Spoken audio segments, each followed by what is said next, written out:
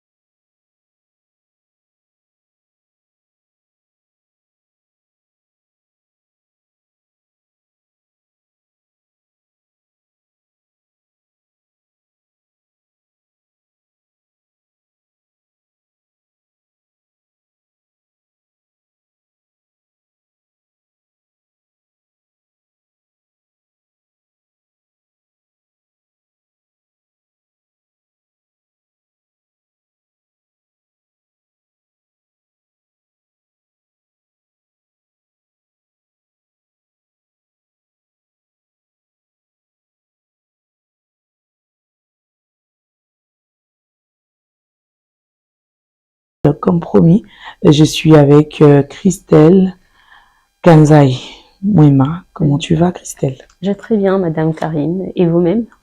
Je vais très bien et sens-toi à l'aise et on peut se tutoyer. Oui, merci. Ce n'est pas un Merci problème. beaucoup. Voilà, je te reçois aujourd'hui et je pense que nos fidèles téléspectateurs, c'est ceux qui aiment bien Tout sur elle, sont curieux déjà. Après les teasers qu'ils ont regardés, ils voudraient bien savoir c'est qui cette femme qui porte autant d'éloges. Et ma première, de prime abord, je dirais, et qui est Christelle Kanzaï? Merci, Madame Karine. Christelle Kanzaï, je pense que je dois y aller. Doucement, je suis très jeune et je n'ai pas vraiment un carnet d'adresse rempli. Je suis juriste. Christelle Kanzaï est juriste. J'ai fini en droit à l'Université de Kinshasa, en droit public interne. Je suis coordonnatrice de la structure Fatima, qui veut dire Femme, assume ton intelligence maintenant. Une structure qui aide les étudiantes de toutes les facultés à s'accepter et assumer leurs choix et assumer leur intellect, assumer leur intelligence, comme le dit le nom. Je suis aussi coordonnatrice adjointe de l'ONG Environnement en danger, dans le cadre duquel je suis avec vous ce matin. Donc, c'est ça que je suis. Merci beaucoup, Christelle. Alors, en gros, Fatima, c'est une structure pour femmes, mais qu'est-ce que vous y faites exactement? Encadrer les femmes, c'est en général, mais votre encadrement est basé sur quoi? En fait, si je dois commencer par les départs, c'est une structure que nous avons créée avec des amis. Je pense qu'on devait être en troisième année de droit quand on a commencé à réfléchir sur la manière avec laquelle les femmes, enfin les filles, les jeunes demoiselles, etc., prenaient leur vie intellectuelle.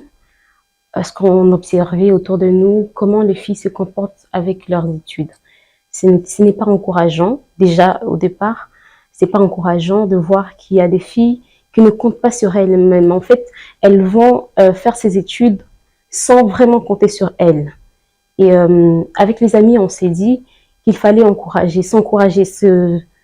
s'encourager mutuellement. Et cette solidarité féminine pouvait aider les autres à s'accepter parce que autour de nous, on découvrait qu'il y avait des génies qui étaient inexploités. On découvrait qu'il y avait des filles qui étaient très intelligentes, mais qui sont le fruit de la société, parce qu'il faut le dire, nous sommes tous le fruit de la société. Ce que la société dit qu'on est, on a tendance à penser que c'est ça qu'on est en fait. Et quand une femme pense que elle n'est bonne qu'à la cuisine, elle ne va pas vraiment du coup prendre ses études au sérieux, quoi qu'elle soit intelligente. Et ça, on s'est dit que c'était très très très alarmant. Et on a créé cette structure pour s'encourager, se donner confiance et encourager ceux qui ont des projets, ceux qui ont des rêves à réaliser et à les réaliser. C'était ça en fait le but.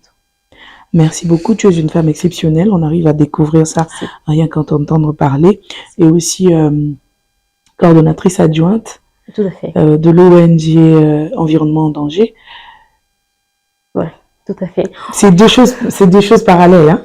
Oui, C'est parallèle. deux choses très, très, très On différentes. ne va pas dire Alors, que... ONG, je veux quand même savoir, parce que ceux qui nous écoutent, ils ont entendu parler. Hein. Oui.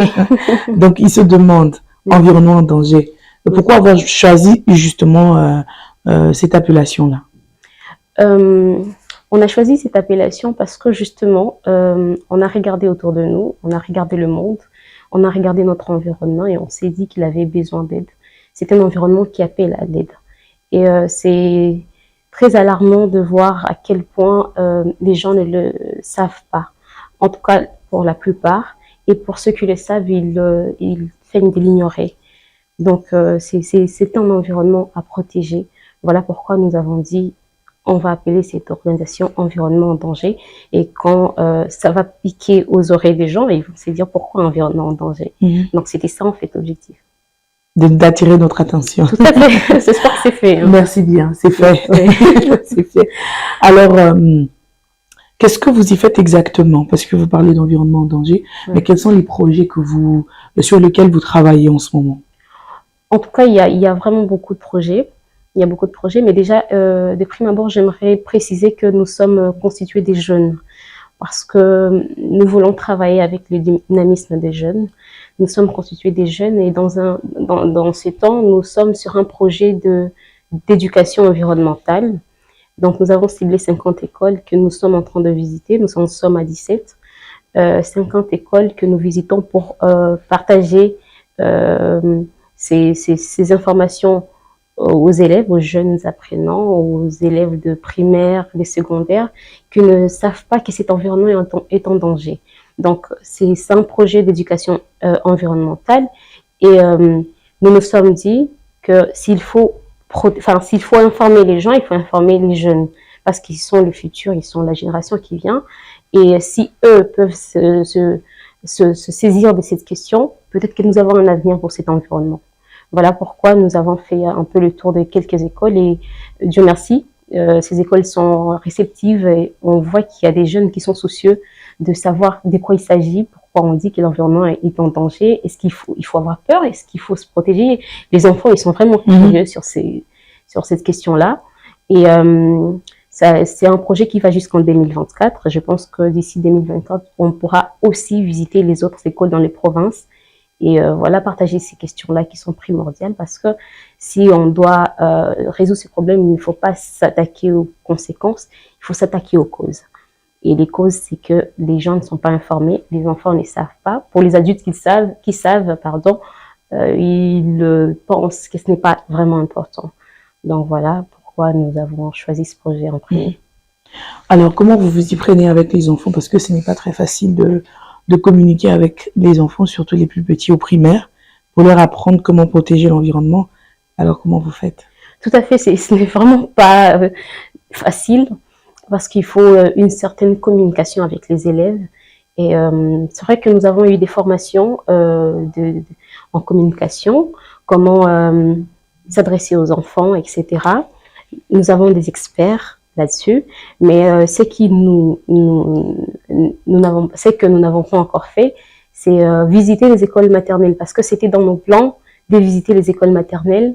Les enfants de maternelle, ils ont la capacité d'acquérir des informations un peu plus facilement que les autres enfants. Et pour l'instant, nous sommes à la recherche des jeunes qui sont capables de parler aux enfants de maternelle. Nous avons pensé former les madames maîtresses en maternelle aussi, mais nous avons besoin de jeunes qui parlent aux enfants facilement, parce que si on doit continuer et s'accentuer sur ce projet d'éducation environnementale, il faut parler aux enfants. Et s'il faut parler aux enfants, il faut parler aux tout petits. C'est pas pour rien que j'ai dit laissez les enfants venir à moi. Oui. Donc nous y tenons et voilà. Merci bien, c'est une très belle initiative. Je crois que nos téléspectateurs sont enchantés de l'apprendre, qu'il y a quand même des gens qui pensent à enseigner les enfants en ce qui concerne notre environnement. Et toujours dans le même optique, concernant notre environnement, nous vivons tous dans un secteur donné, une commune, un quartier. Alors, quels sont les dangers auxquels nous sommes butés, tels que l'ONG s'intitule Environnement en danger? Quels sont justement ce danger-là qui nous guette par rapport à notre environnement, par rapport à l'environnement dans lequel nous nous trouvons? Écoutez, il y a beaucoup de dangers. Il y a beaucoup de dangers. S'il faut les énumérer, on va déjà commencer par parler des maladies. Pourquoi il y a il y a un taux élevé de mortalité causé par la malaria? Pourquoi? Causé par la typhoïde? Pourquoi? Les gens ils font semblant de pas connaître pourquoi. Pourquoi nous avons tant de moustiques? Pourquoi? Parce que nos caniveaux ils sont bouchés, les déchets ne sont pas bien gérés, les gens jettent les déchets où ils veulent, les gens jettent partout, les gens bloquent les caniveaux. Bon, il y a des gens qui ont des caniveaux devant leur maison et c'est là qu'est la poubelle et c'est vraiment très triste parce que après on se plaint des tombes malades tout le temps alors qu'on le fait tout sciemment. Donc je pense que ces taux de mortalité, c'est de notre faute qu'il est élevé. Il y a la mort qui est causée par cela, je viens de le dire. Alors, il y a aussi des inondations. On ne va pas se demander pourquoi il y a des inondations. Et est-ce que c'est l'État qui fait ça? Non, ce n'est pas l'État. C'est nous qui bloquons les caniveaux, c'est l'eau qui déborde, l'eau de pluie déborde. Et il y a des inondations. Donc, s'il faut vraiment s'attaquer à ces genres de problèmes, il faudra sensibiliser les gens à comment gérer les déchets. C'est ce que nous étions en train de faire avec les enfants d'ailleurs. Nous allons aussi les faire avec les adultes dans les jours qui viennent. Comment gérer les déchets, comment protéger notre environnement comment en gérer les déchets, déjà les déchets ménagers, comment trier les déchets ménagers parce que ailleurs ça se fait, comment recycler. Donc, vous aider, parce qu'il y a déjà cette politique nationale de collecte de déchets et de gestion de déchets qui a été mise en place par le ministère de l'Environnement. Comment appuyer le ministère de l'Environnement? Parce que ça ne sera toujours pas de la faute de l'État. Donc, il faudra que les gens comprennent qu'ils peuvent faire quelque chose aussi. Donc, s'il faut trier les déchets, voir comment appuyer l'État, il faut le faire dans chaque ménage. Les déchets plastiques, les déchets non plastiques. Donc, il faut que les gens soient informés pour ça. Donc, c'est pour ça que nous sommes en train de nous battre, informer les gens, en attendant que les structures de gestion et les transformations des déchets soient mises en place. Nous allons informer les populations, nous allons informer les enfants, informer les jeunes et les adultes, et voir si nous aurons un bel avenir pour notre environnement. Toujours en parlant de gestion de déchets, comme vous l'avez soulevé tout à l'heure, alors, comment devrions-nous nous y prendre? Parce que vous sensibilisez sur cette gestion de déchets. Alors, comment devrions-nous nous y prendre? En tout cas, Madame Karine, je vais vous dire que c'est très simple en fait. C'est très simple parce que quand on vient de consommer par exemple du jus, quand on vient de consommer un gâteau, c'est très simple d'avoir le réflexe de penser à une poubelle. Les gens me diront qu'il n'y a pas de poubelle. Mais en fait, pour des gens qui ont un souci pour cet environnement, je n'ai jamais vu quelqu'un jeter dans la rue son déchet, peu importe lequel, son déchet dans la rue, parce que pour le minimum de respect qu'on a pour notre environnement, on va chercher une poubelle. Et comment savoir gérer les poubelles, ça vient après, mais déjà, savoir que la place des déchets, c'est à la poubelle, c'est une très grande avancée. Je vais vous raconter une petite histoire, pour expérience personnelle. J'ai été dans un transport en commun, c'était pour Victoire, je me rappelle, c'était dans une soirée, et dans le transport, on est avec une dame qui venait de boire son jus. En tout cas, tout le monde connaît la pratique parce on a une longue journée, on est fatigué, etc. Elle vient de prendre son jus et son petit gâteau. En finissant, elle jette le sachet et la bouteille dans la rue. Alors, on avance. Par la fenêtre, on va dire. Ouais, par la fenêtre. On avance. J'ai le sentiment qu'il faut que j'en parle. C'est vrai que avec tout ce qu'il y a comme stress dans la vie des kin, il ne faut pas aborder les personnes de manière directe comme ça. Il faut chercher comment s'y prendre. Je suis en train de réfléchir comment m'y prendre pour lui dire qu'il ne faut pas jeter dans la rue. Je vois le receveur demander au chauffeur d'arrêter la voiture. Là, tout le monde ne comprend pas. Il y a personne qui descend. On s'arrête. Le receveur, il descend, il tourne de l'autre côté du véhicule il ramasse les déchets et il rentre avec, il les remet à la dame. Ok. Ah, tout le monde est choqué. Qu'est-ce qui se passe? Pourquoi ils viennent de faire ça? Il lui dit en lingala, je ne saurais pas le redire ici. Il lui dit, Non, allez-y, ça ne dérange pas. en fait, je ne saurais pas le dire comme il l'a dit. Ok, Comme le receveur l'a dit, en fait. Alors, il lui remet, il lui dit, la place des déchets n'est pas dans la rue. C'est sous ta responsabilité à partir du moment où tu l'as acheté. Je suis éblouie, je me dis, mais qu'est-ce qui se passe? Je ne savais pas qu'il y avait des receveurs qui étaient vraiment, qui avaient une mentalité comme ça. Je suis vraiment sous le choc, mais un choc positif. Alors tout le monde lui dit, waouh, on ne savait pas qu'il y avait des receveurs comme ça. Il dit, vous pensez que nous ne réfléchissons pas? Quand tu achètes quelque chose pour consommer, les déchets que tu auras après ça, c'est sous ta responsabilité. En fait, la rue n'est à rien fait pour que tu jettes dans la rue. Tu dois chercher où jeter, où collectionner. Enfin, mais j'étais vraiment sous les chocs. Et à la fin, quand on est arrivé, j'ai demandé au receveur s'il peut me donner son numéro de téléphone. C'est la première fois que je rencontre quelqu'un comme ça, avec une mentalité comme ça, qui plus est receveur de transport. Malheureusement, il m'a dit qu'il n'avait pas de téléphone. Une occasion pour moi de dire ici, s'il me suit, de pouvoir me contacter parce que c'est des pratiques qui sont rares et qui sont pas habituelles, mais qui sont à encourager. Et ça, c'est vraiment... Et aujourd'hui, on remarque même les receveurs et chauffeurs qui demandent, dans les transports en commun justement, qui demandent aux clients de laisser les déchets dans le bus parce que quand ils seront à l'arrêt, ils vont tout récolter pour mettre à la poubelle ou bien laisser déposer ça chez... Je crois, il y a une structure qui recycle les bouteilles en plastique. Oui, ça, voilà là une pratique vraiment encouragée. C'est des gens qui ont des mentalités à copier, des mentalités à encourager. Et ça, c'est très bien. S'il y a déjà des chauffeurs et des receveurs qui réfléchissent comme ça, on a peut-être un avenir pour cette ville qui est réputée des salles. C'est ça. On va pas dire qu'elle est réputée des salles, on l'appelle Kin la Belle. Espérons qu'elle Bien que par moment on se dit qu'elle devient poubelle justement à cause de notre mentalité. Et cette mentalité biaisée que nous avons de pouvoir jeter nos ordures n'importe où, n'importe comment. Et je sais pas, mais comment devrions-nous justement gérer aussi nos poubelles dans nos parcelles? Parce que c'est notre environnement. Tout à fait. Nous sommes dans une parcelle. C'est vrai que nous avons une poubelle. C'est vrai que nous avons appris aux enfants de mettre tout à la poubelle. Mais comment on gère la poubelle? Parce que cette poubelle, lorsqu'elle reste là longtemps, je suis sûre que ça va nous causer encore des problèmes. Tout à fait. Je vous ai parlé de la politique nationale de collecte des déchets et de gestion des déchets. C'est une politique qui est vraiment mise en marche pour l'instant par le ministère de l'Environnement. Et dans peu de temps, il y aura des gens qui vont à chaque fois commencer à venir prendre nos déchets et aller les recycler, surtout pour ceux qui sont recyclables. C'est pour ça que je parlais de la gestion ménagère des déchets. Pour chacun de nous, s'il y a des poubelles, s'il y a des bouteilles que vous avez consommées, vous pouvez le mettre de côté.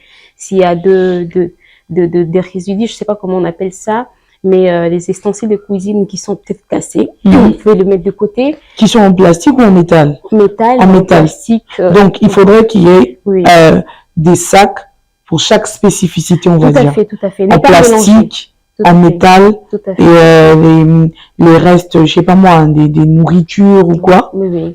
En tout cas, pour ceux qui sont dégradables, je sais pas comment on explique ça. En fait, pour des nourritures qui sont restées, pour je ne sais pas des bananes, tout ce qui est bio, quoi, tout ce qui est naturel. Oui, ça c'est dégradable. C'est-à-dire que ça, vous pouvez gérer pour ceux qui cultivent dans vos champs, parce que pour nous avons un petit jardin. Vous pouvez gérer ça dans vos champs et ça peut servir de fumée. Oui, ça sert de fumée, tout à fait.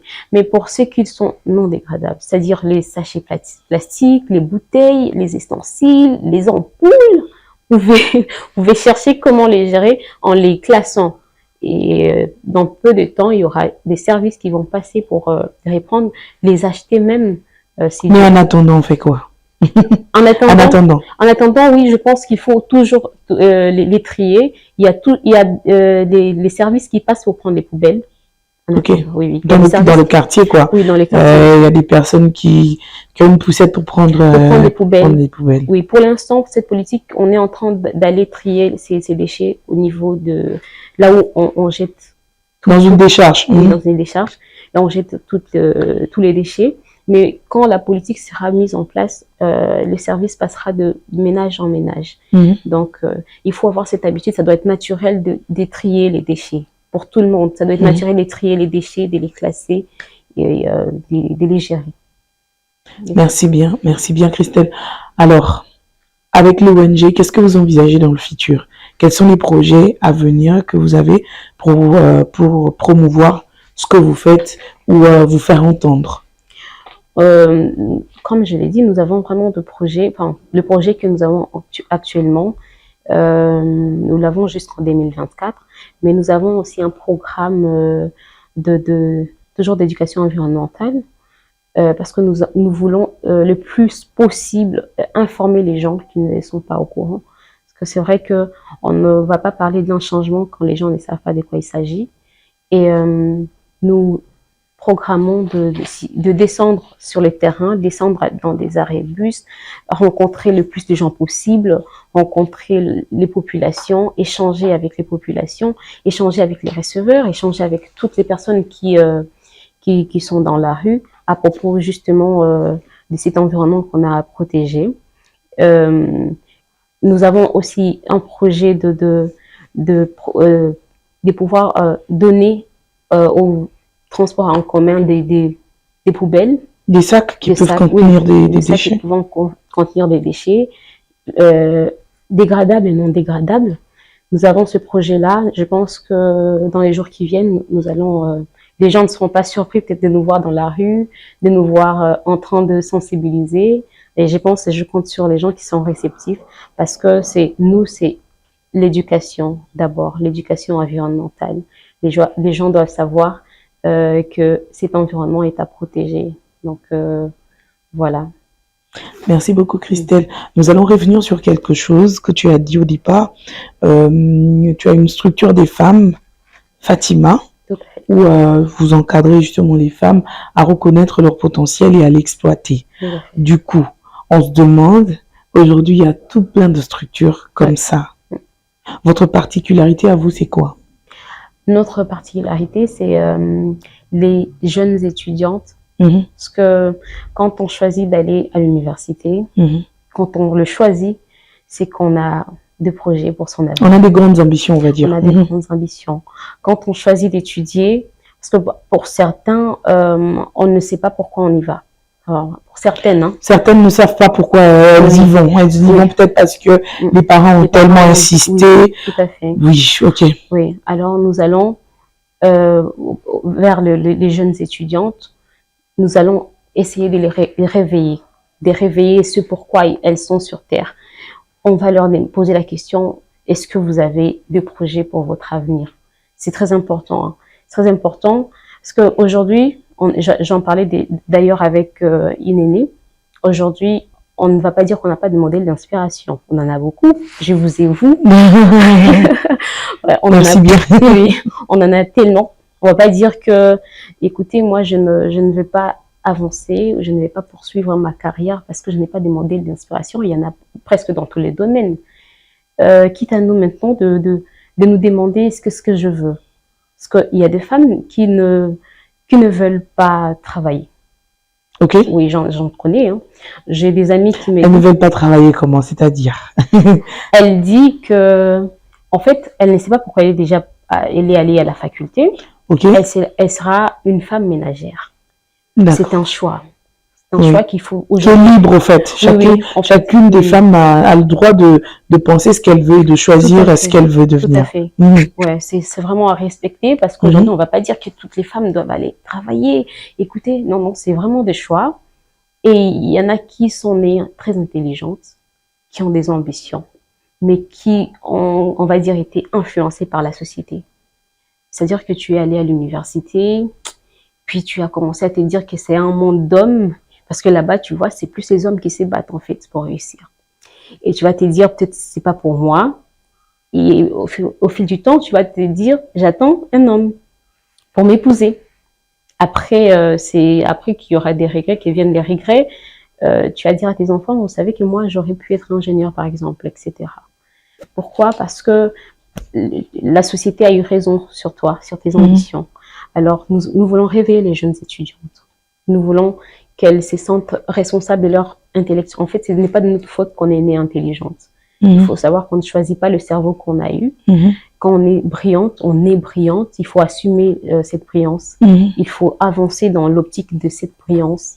Et quand ton cerveau te dit, écoute, toi, tu dois aller ici, tu dois être mathématicienne, c'est ça que tu dois faire, en fait. Donc, on ne veut pas que, à cause de la société, certains rêves soient endormis, restés endormis. On ne veut pas qu'à cause de la société, certaines femmes choisissent ce qu'elles ne devaient pas choisir pour avoir des regrets après. Voilà pourquoi on se soutient mutuellement pour ceux qui veulent poursuivre leurs rêves, leurs objectifs. Nous voulons les encourager. Qu'elles arrivent à trouver leur voie et à réussir. Oui, tout à fait. Alors, quel est le message que tu peux lancer à toutes ces jeunes femmes qui sont à l'université en ce moment et qui ont du potentiel et qui n'ont pas encore trouvé la voie? Le message que je vais lancer, je pense que c'est un message plein d'amour. Déjà, il faut que je le dise. C'est qu'il n'y a pas de place pour personne dans ce monde. Il faudra qu'on se le dise. C'est un peu comme quand on allait à l'université, pour nous qui étions tellement nombreux, quand le professeur était déjà là et qu'on n'avait pas de place, qu'est-ce qu'on faisait? On se trouvait une place, c'est-à-dire qu'on cherchait une chaise et on allait la mettre devant pour suivre les cours. C'est comme ça dans la vie. Pour toutes les femmes qui pensent que les hommes sont arrivés avant, allez chercher vos chaises, allez les placer devant. C'est comme ça qu'on va évoluer. Sinon, il faut se battre pour ses objectifs. Personne ne le fera à notre place. C'est ça le message que je vais lancer. Merci beaucoup Christelle, je suis ravie d'avoir passé ces instants avec toi et je pense que nos téléspectateurs aussi ont appris quelque chose.